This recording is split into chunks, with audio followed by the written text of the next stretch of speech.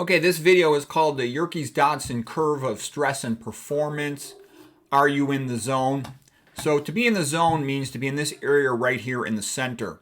If you don't have any stress, then you're kind of lethargic, bored, lazy, inattentive, unmotivated. This would be like if you're sitting around in a public school, bored out of your mind, looking out the window. If you have a boring job that's, doesn't challenge you at all and it's kind of a stupid waste of time, you just need the money.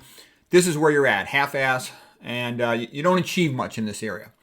On the other hand, you do need a little bit of stress. You need to be alert. You need to be focused.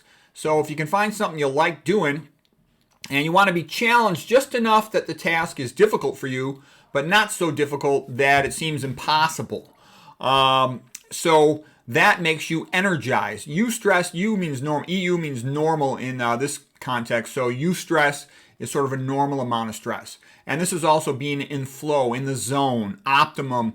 This is when you have a chance for creativity. So for most people, anything intellectually creative is going to happen, in the morning. I mean, their subconscious might solve the problem at any time of the day, but their actual conscious top-level thinking is going to be in the morning typically because the brain cleans itself overnight.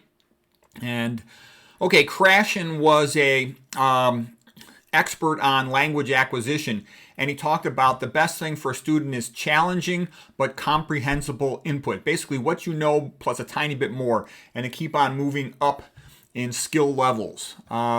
Competition with a chance to exceed. Competition energizes you, but you gotta feel you have a chance to win or to improve at least.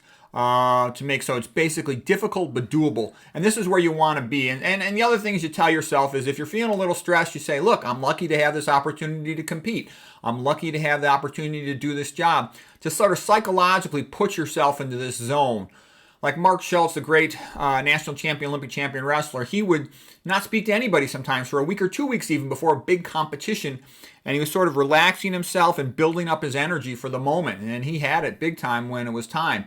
Okay, now this is where a person's overly stressed out. They could be exhausted from sleep deprivation, which is a stress equivalent.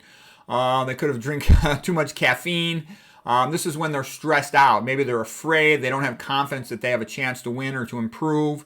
They can be distracted or choke or panic. So you don't want to be there. And if you're a coach, you want to kind of help your guys, your team, to get into this zone, the peak performance zone. And so this is performance against stress level or norepinephrine, like this major stress hormone. So anyways, it's kind of good to have this curve because the more you're aware of how you optimize your performance, the better chance you have to tweak it to improve your performance.